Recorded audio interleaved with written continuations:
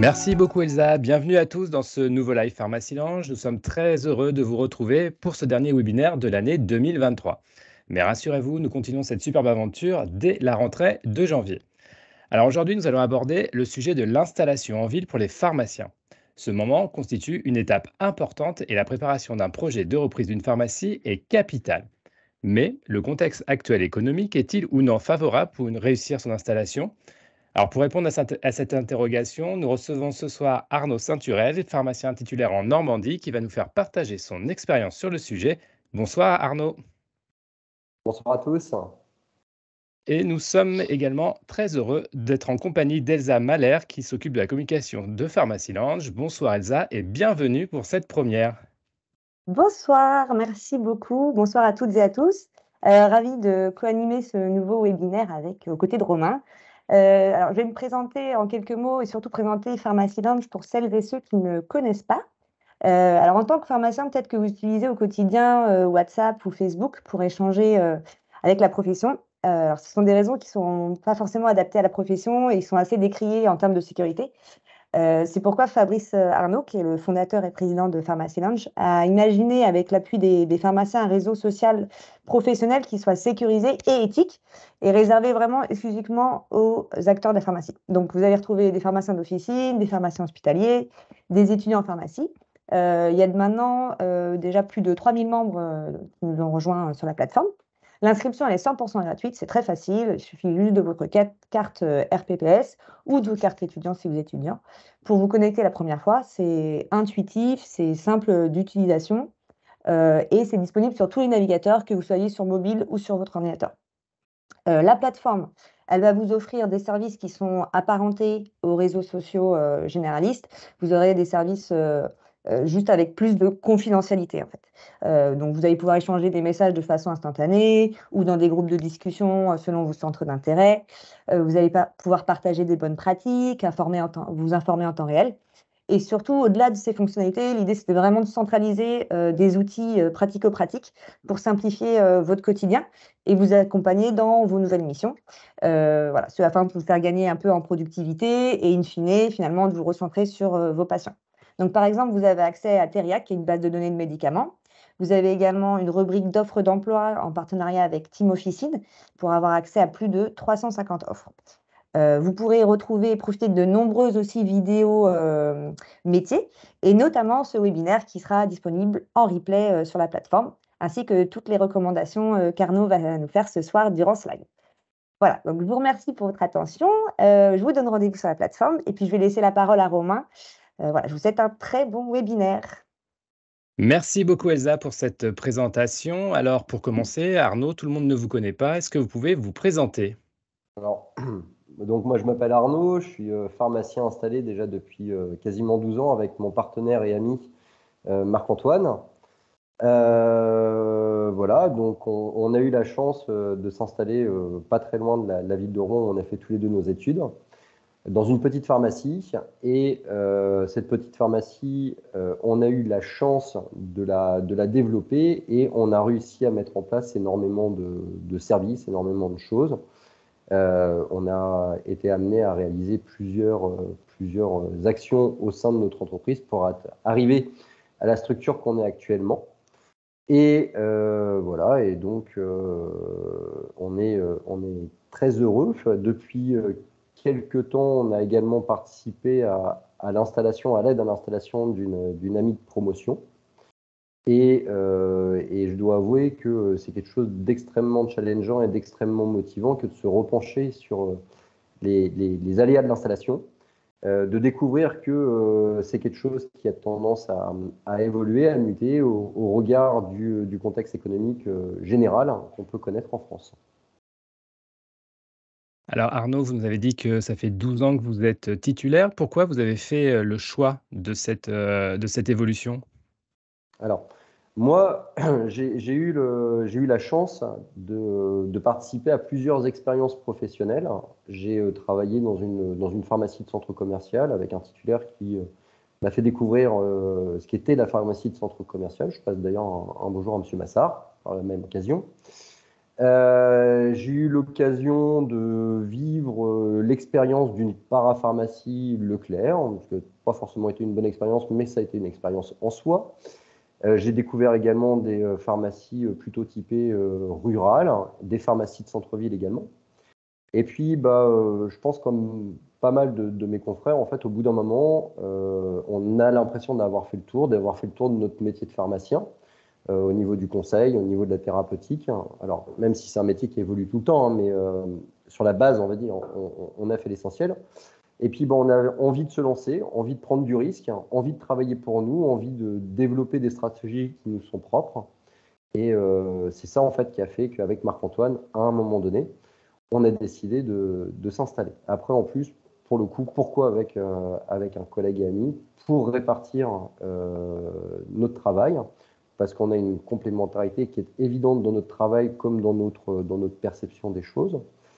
Et que, accessoirement, contrairement à beaucoup de mes amis, je n'avais pas de femme pharmacien et donc je n'avais pas de concubine avec qui je pouvais éventuellement m'installer. Donc, Marco a fait office de concubine de travail. Voilà.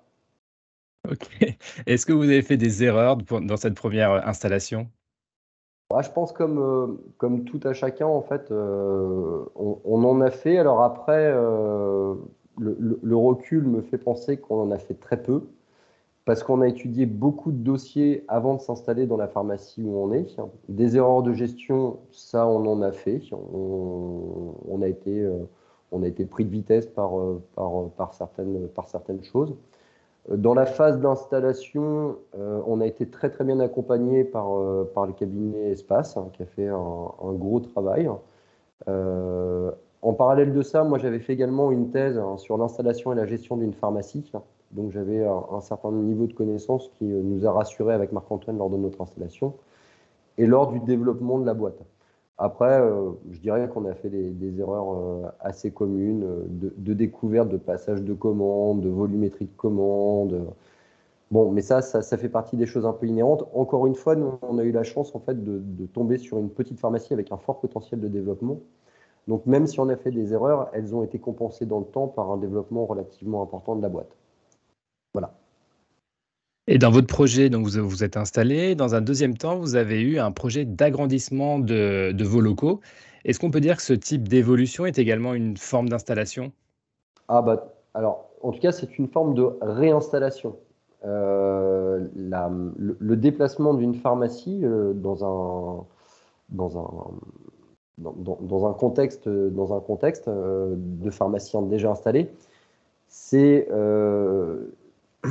comment dirais-je? C'est un peu comme si en fait on repartait d'une feuille blanche en disant j'ai ça, ça va, ça va, ça va. En fait, on fait une liste des points positifs de ce qu'on a déjà, la liste des points négatifs, et du coup, en fait, la structure qu'on crée, qu'on modèle, on gomme tous les points négatifs qui n'allaient pas dans l'ancienne structure pour n'avoir que les points positifs dans la nouvelle. Donc oui, la création d'un pôle, parce que pour le coup, en fait, on a créé un pôle médical avec nos collègues médecins d'Isnoville. Ça a été effectivement en fait l'aboutissement de quasiment 5 années d'installation dans une structure qui ne nous correspondait pas forcément, pour obtenir une structure qui, elle, nous correspondait à l'époque, en tout cas à 100% de ce qu'on projetait de faire. Elsa, est-ce qu'on a des questions sur le chat? J'avais une question qui m'avait été posée par un étudiant en amont du webinaire qui demandait quels pourraient être les nouveaux critères de choix pour s'installer dans le contexte économique actuel. Alors, à mon sens, alors il y a les critères évidents en fait. Alors tout dépend déjà en fait l'âge de la personne lorsqu'elle s'installe, parce que lorsqu'on est seul, déjà les facteurs familiaux entrent peu en compte. Parce que du coup l'installation c'est quand même une épreuve en soi et on est amené à y passer quand même pas mal de temps dans sa boîte. Lorsqu'on est seul, pour le coup en fait l'installation ne nous concerne que nous, donc il n'y a pas vraiment d'adéquation à avoir avec l'ensemble de la famille. L'un des premiers critères pour moi, c'est déjà en fait que le projet soit familial lorsqu'on est en famille. Après, c'est avoir une certaine forme d'adéquation entre le positionnement de la pharmacie et le milieu dans lequel elle va se situer. Vous allez avoir des pharmacies de centres commerciaux qui vont présenter beaucoup de flux, beaucoup de passages, moins de connaissances de la patientèle. Vous allez avoir la pharmacie de centre-ville où les gens vont être parfois assez pressés. Voilà, vous allez avoir la pharmacie plutôt rurale où là, il va y avoir vraiment un contexte de connaissance de la patientèle qui va être assez important. Bref, le critère du positionnement de la pharmacie par rapport à sa propre éthique personnelle est important. Évidemment, il y a la manière dont fonctionne la pharmacie, c'est-à-dire les horaires, l'amplitude d'ouverture, qui est une chose importante lorsqu'on est titulaire. Son positionnement géographique, notamment au regard maintenant des difficultés à l'embauche. Je pense qu'il faut être relativement vigilant, ou en tout cas c'est un axe de négociation très important lorsqu'on est amené à racheter une pharmacie, de surveiller en fait où est-ce qu'elle se positionne et quelles sont les capacités d'embauche de cette pharmacie.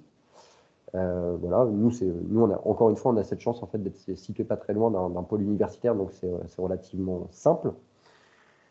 Maintenant, il y a des critères de prix parce que du coup, en fait, il faut quand même un certain apport pour acheter une pharmacie. Donc, faut regarder aussi ce qu'on peut apporter à titre personnel, par des apports éventuellement familiaux, par l'intégration d'investisseurs, parce que maintenant, il y a de plus en plus de pharmaciens déjà installés qui souhaitent aider à l'installation, par exemple leurs adjoints, comme nous, on essaie de le faire, ou comme on l'a fait avec une amie.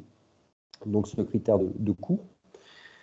Et puis, je pense qu'il faut être également très regardant en fait sur les valeurs de la pharmacie, notamment en fait ce qu'elle pourra être en capacité de réaliser dans les années à venir, notamment en fait toute l'intégration des nouveaux services qu'on peut avoir au sein d'une pharmacie, donc les entretiens pharmaceutiques, les vaccinations, les tests notamment, tous ces services qui feront la rémunération d'une pharmacie dans les années à venir. Donc voilà, pour moi, c'est des critères qui sont extrêmement importants. Et puis maintenant, il y a le contexte, je dirais, macroéconomique qui vient s'ajouter dans notre contexte microéconomique. Et là, ça, c'est une discussion tout autre, on va dire. Et si on rebondit sur cette question de notre étudiant, est-ce que les banques prêtent? Alors, les banques prêtent, mais en ce moment, en tout cas, pour l'avoir tâté très récemment, on va dire, sur les 6 derniers mois, elles prêtent avec de plus en plus de difficultés. En tout cas, elles demandent des apports économiques qui deviennent extrêmement élevés. Voilà, la pharmacie, sur les 3-4 dernières années, a connu un bond économique très important avec l'arrivée du Covid. Beaucoup de pharmaciens se sont lancés dans la réalisation de ces missions parce qu'on est professionnel de santé et que ça faisait partie de nos missions, donc on les a fait. Ça a été des missions qui ont été très rémunératrices pour ceux qui s'y sont investis. Donc du coup, en fait, ça a apporté beaucoup de trésorerie pour certains pharmaciens. Voilà, ça a fait grimper également le chiffre d'affaires. On est sorti du Covid. Les pharmacies, certains ont fait des gros investissements, des évolutions structurelles, d'autres ont conservé de la trésorerie, donc ce qui fait qu'on a des pharmacies qui sont très intéressantes, et d'autres, on a des pharmaciens avec un certain pactole en fait, dans leur trésorerie, prêts à investir. Et puis là, en fait, on arrive sur les derniers mois en fait, avec une inflation qui est arrivée, avec même maintenant un contexte quasiment de récession qui est en train de se créer. Et du coup, en fait, le contexte au niveau bancaire, c'est tout simplement en fait un passage à des taux d'intérêt qui étaient d'une manière anormale, on va dire, extrêmement bas, parce qu'on était à des taux qui étaient parfois de moins de 1%, à des taux qui sont finalement en fait redevenus à une certaine forme de normale, puisque être à 4% actuellement, c'est sûr que comme on a connu les 1%, ça nous paraît énorme, mais finalement, quand on se projette sur les 20 ou 30 dernières années, c'est finalement pas des taux si énormes que ça. Sauf qu'en fait, en parallèle de cette augmentation de taux qui est arrivée très rapidement, parce qu'en fait, on est passé quasiment de 1 à 4 en une année et demie, le prix de cession des pharmacies, alors si on parle juste en pourcentage de CA, on est resté sur des 100%, 105, 110%, même parfois de prix de vente sur le CA, ou des ratios sur le BE qui sont entre 6,6, voire même, hier on a étudié un dossier qui était à 7,5 de l'EBE. Et donc, ce qui fait que, par exemple, pour un investissement en termes d'achat qui ferait juste 1 million d'euros, lorsqu'on part d'un prérequis où on avait un taux à 1%, un passage à un taux à 4%, bah, c'est ni plus ni moins que 180 000 euros qu'il faut financer en plus lors de l'achat. Bah, très clairement, en fait, quand on discute avec les banques, en fait, ce n'est pas les banques qui le financent. Parce que bah, ça, ce n'est que de l'intérêt, en fait, qu'on finance. Ce n'est pas de la valeur d'entreprise. Donc, bah, il faut que ça soit l'acheteur qui le finance ou ses investisseurs. Et là, on ne parle que d'un investissement d'un million, 3 millions. Voilà, vous faites le calcul. Voilà, et donc ça fait un contexte qui, économique, devient extrêmement compliqué. Déjà, les banques, en fait, demandaient un apport moyen entre 15 et 20% en fonction des structures. Si vous rajoutez en plus les taux d'intérêt à devoir payer en plus, ça fait une énorme masse économique à apporter au moment juste de la réalisation du plan de financement. Donc, c'est très compliqué. Voilà. C'est là où on en est, en fait, au niveau à l'instant T, c'est-à-dire que les banques prêtent, mais il faut apporter beaucoup plus d'argent. Si jamais, et c'est le cas actuellement, si jamais les vendeurs n'entendent pas que ce n'est pas leur outil de travail qui, dans la négociation, est dégradé, ou en tout cas qu'on cherche à dégrader en termes de valorisation, c'est bien essayer de trouver un équilibre entre ce qu'on est en capacité de payer vis-à-vis des banques et ce que vaut véritablement la boîte.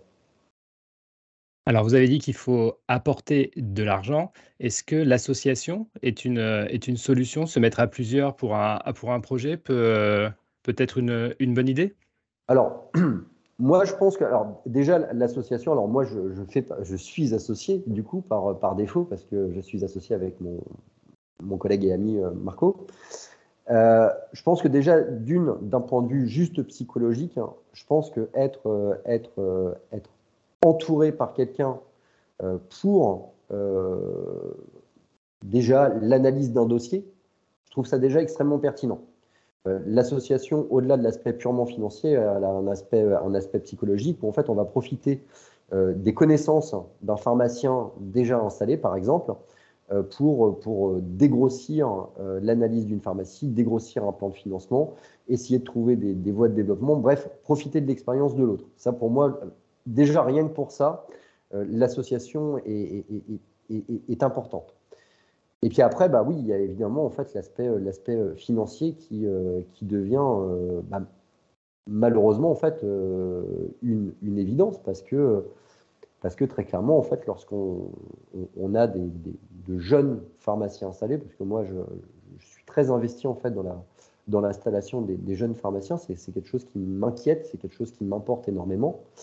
Je pense que les investisseurs ont leur rôle pour aider le jeune pharmacien à s'installer. Parce que, en fait, ce volume financier, il faut être très honnête, les salaires pour un pharmacien adjoint sont corrects au regard de la charge de travail qu'il a, mais très clairement, en fait, ils ne sont pas suffisants en fait, pour créer une trésorerie quand on a 35 ou 40 ans et qu'on gagne, par exemple, entre 3 800 et 4 000 euros par mois. Pour mettre, on va dire, 200 ou 250 000 euros, ça demande quand même un certain nombre de mois, voire d'années. Et pour autant, avec 250 000 euros, pour être très clair, en fait, on n'achète rien du tout. Actuellement, en tout cas, on n'achète rien. Parce que au-delà de ça, en fait, un pharmacien, quand tu me parlais en fait des pharmacies, à regarder quels sont les critères de choix, il y a un élément qui est aussi également important. Je parlais du prix qu'on est prêt à mettre, mais aussi il faut regarder le seuil critique de fonctionnement d'une pharmacie. Actuellement, en fait, c'est terrible à dire, mais au regard de l'ensemble des missions qu'on peut avoir, au regard de l'ensemble du process économique qu'on peut avoir au niveau des génériqueurs, au niveau des grossistes, au niveau des laboratoires, il y a un certain seuil critique qui est nécessaire à avoir ou à atteindre rapidement pour pouvoir avoir des conditions commerciales de travail qui sont pérennes dans le temps. Et voilà, quoi. À mon sens, chercher une pharmacie pour un jeune installé qui fasse entre 1,9 et 2 millions d'euros me paraît être la bonne base, sauf si jamais on tombe sur la pépite qui a un potentiel d'explosion fou. Mais ça me paraît être la bonne base pour s'assurer une certaine tranquillité. Je parle bien de tranquillité, pas forcément d'explosion de joie, pour les 5 ou 10 prochaines années qui viennent. Donc, 2 millions d'euros, à minima 15% d'apport pour les banques, sans parler de ce qu'il faut financer en annexe. C'est 300 000 qu'il faut avoir à la banque. Bon, les 300 000, on ne les a pas comme ça, du moins. Moi, j'aurais aimé les avoir comme ça, en tout cas, quand je me suis installé, mais ce n'était pas le cas. Et vous avez parlé de pépites. Comment on définit une pépite et à l'opposé, comment on définit une pharmacie à vendre et où il faut pas du tout y aller? Il y a des critères, il y a des choses particulières qu'il faut faire attention? Alors moi, à mon niveau, je trouve que les pépites, déjà, c'est le 1% qui est extrêmement difficile à trouver. Ça n'existe pas, ou peu en tout cas. Faut sûrement pas se focaliser sur la pépite, parce que si jamais on cherche la pépite, c'est autant dire que on n'est jamais installé. Il faut avoir de la chance pour tomber sur une pépite, il faut avoir le cul bordé de nouilles, on va dire. Mais c'est extrêmement rare. Des pharmacies où il ne faut pas y aller, très clairement, pour moi, ça va être des pharmacies. Donc, on évoquait le seuil critique. C'est compliqué, ça faut être honnête. C'est compliqué de s'installer dans des pharmacies qui sont en dessous du seuil critique. En regardant le contexte global, parce que si on tombe sur une pharmacie qui est en dessous du seuil critique mais qui est une pépite, alors là on est tombé sur le 1% et on est particulièrement chanceux. Non, moi c'est une pharmacie malheureusement où les médecins aux alentours s'en vont, où il y a une démographie qui est en berne, où il n'y a pas de projet de développement. Je dirais même que des pharmacies où ça peut être compliqué, et je crois que ça peut faire partie également de critères en fait d'analyse lorsqu'on recherche une pharmacie. Faut essayer de regarder un petit peu l'adéquation entre le pharmacien et les autres professionnels de santé. On arrive, je trouve, en fait, dans un moment de l'histoire de la santé française où il doit y avoir une collaboration efficiente, efficace entre tous les professionnels de santé. Et si malheureusement, en faisant des sondages, en fait, vous vous rendez compte qu'à côté de vous, en fait, les pharmaciens sont complètement réfractaires à l'activité du pharmacien en tant que professionnel de santé, c'est compliqué. Moi, je trouve qu'il faut aussi rechercher en fait cette espèce d'aspect collaboratif avec nos collègues médecins, infirmiers, etc., de façon à ce que les futures nouvelles missions du pharmacien se passent au mieux. Voilà. Est-ce qu'on a des questions, moi, en fait, Ah, ouais, pardon, Arnaud. pardon. Vas-y. Non, mais en fait, je disais surtout, en fait, pour moi, en fait, un pharmacien, un jeune pharmacien, un pharmacien installé, doit surtout chercher, en fait, une pharmacie qui est viable dans le temps et dans laquelle il peut s'amuser, s'éclater et qui répond à tous ces critères, mais pas chercher la pépite et pas s'engager dans un truc qui est en train de vouer à disparaître, malheureusement. Elsa, est-ce qu'on a des questions dans le chat? Oui, j'avais une autre question pour Arnaud.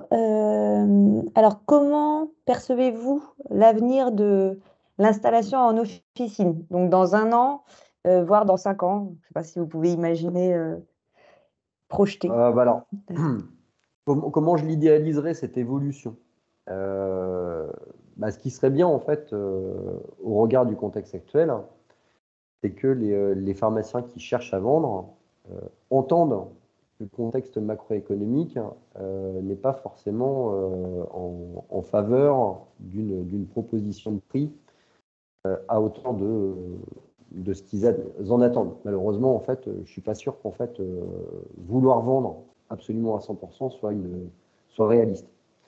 Je pense qu'il va falloir écouter, un peu comme ce qui se passe en fait actuellement en immobilier, que les taux d'intérêt, en fait, malheureusement, jouent contre le vendeur, jouent en faveur de l'acheteur, et qu'il va falloir essayer de discuter, acheteurs, vendeurs et agents de transaction, pour essayer de trouver une négociation qui soit pérenne pour pouvoir assurer dans de bonnes conditions et à de bonnes conditions commerciales la vente d'une pharmacie. Donc moi, c'est comme ça que je le vois en fait sur l'année qui vient, c'est-à-dire une certaine forme de normalisation entre les taux d'intérêt qui sont ce qu'ils sont et qui vont rester ce qu'ils sont à mon sens, et les prix de cession. Un peu finalement, en fait, ce qu'on connaissait il y a une quinzaine d'années, où on avait des taux qui étaient aux alentours des 3%, et où une pharmacie qui faisait 2 millions d'euros était vendue en pourcentage de chiffre d'affaires entre 87 et 90% du chiffre d'affaires. Voilà. C'est pour moi, en fait, ce vers quoi on devrait aller d'ici un an. Après, dans 5 ans, c'est difficilement estimable parce que on se rend compte que les années passées ne présagent pas des années futures. Ce qu'on peut espérer, c'est encore une fois une normalisation des taux, peut-être une baisse, ce qui pourrait être un avantage pour les futurs installés, qui pourront, parce qu'on a cette chance en plus en France, c'est de pouvoir renégocier à la baisse les intérêts, mais bon, c'est pas acté dans le temps. Dans 5 ans, moi, je vois de plus en plus de regroupements de structures, donc de plus en plus de grosses pharmacies qui vont devoir être à racheter. Et donc, du coup, des associations qui vont devenir, là où elles étaient possibles, elles vont devenir obligatoires finalement. Et donc, un rôle fondamental en fait des investisseurs pour aider de futurs installés. Qui plus est, je pense que, et là, moi, c'est souvent ce que je prêche, c'est que je pense qu'il est important pour un pharmacien qui s'est installé et qui est heureux en installation, on va dire, il est important en fait d'aider de jeunes pharmaciens à s'installer pour acheter une pharmacie. Parce qu'il ne faut pas oublier qu'en fait, nos structures, si jamais on a la possibilité de les vendre à d'autres pharmaciens à des prix qui sont corrects, c'est comme tout système de commerce, en fait, ça relève d'un système d'offres et de capacité d'achat.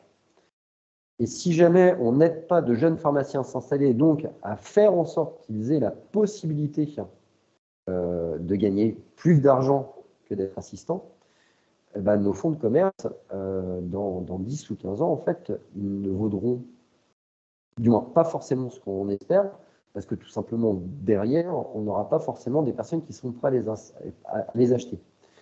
Sauf si jamais on est prêt à accepter, et moi, personnellement, ce n'est pas quelque chose que je suis prêt à accepter, que des fonds non tenus par des pharmaciens rachètent nos officines. Et je pense qu'il est de notre devoir en tant que pharmacien installé, si jamais on veut préserver l'autonomie et l'indépendance de notre profession, d'aider les jeunes pharmaciens à s'installer pour préserver la future vente de nos officines et préserver notre monopole pharmaceutique. Voilà. Moi, j'ai une dernière question sur cet aspect futur. Que dit la démographie de la profession? Est-ce qu'il va y avoir un effet retraite dans quelques années de beaucoup de titulaires? Ouais. Alors, je suis pas un expert là-dessus. Marc-Antoine, mon collègue qui est au syndicat, sera sûrement plus informé que moi pour répondre à cette question. Après, déjà, rien que quand on regarde les bancs de la fac, actuellement, il y a une pénurie de pharmaciens. Donc, il y a une pénurie de pharmaciens qui vont sortir, qui vont devenir des adjoints.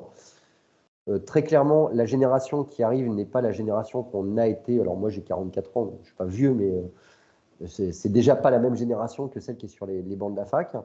Ils ont des prérogatives qui sont totalement différentes des miennes, à savoir qu'ils vont avoir tendance à vouloir plus de loisirs, plus de confort, etc. Et un petit peu moins d'investissement, moins de prise de risque. Donc déjà, pour moi, il va y avoir moins de pharmaciens, de futurs pharmaciens titulaires. Et en tout cas, il y en aura forcément moins que de pharmaciens qui sont actuellement titulaires. Donc il va y avoir plus de départs à la retraite de titulaires que de pharmaciens qui vont vouloir ou pouvoir devenir titulaires. Très intéressant, Arnaud. Merci beaucoup. On est rattrapé par le temps. On pourrait encore vous écouter pendant quelques minutes, mais malheureusement, on a un timing à respecter. Donc, merci infiniment, Arnaud, pour votre participation. Merci pour votre invitation. Si on souhaite rentrer en contact avec vous, où peut-on vous trouver? Déjà, à la pharmacie. Moi, je reste disponible et j'aurai grand plaisir à discuter à la pharmacie. Mais vous pouvez également me retrouver. Moi, j'ai créé une petite chaîne YouTube sans prétention sur laquelle je partage régulièrement mon expérience en tant que pharmacien.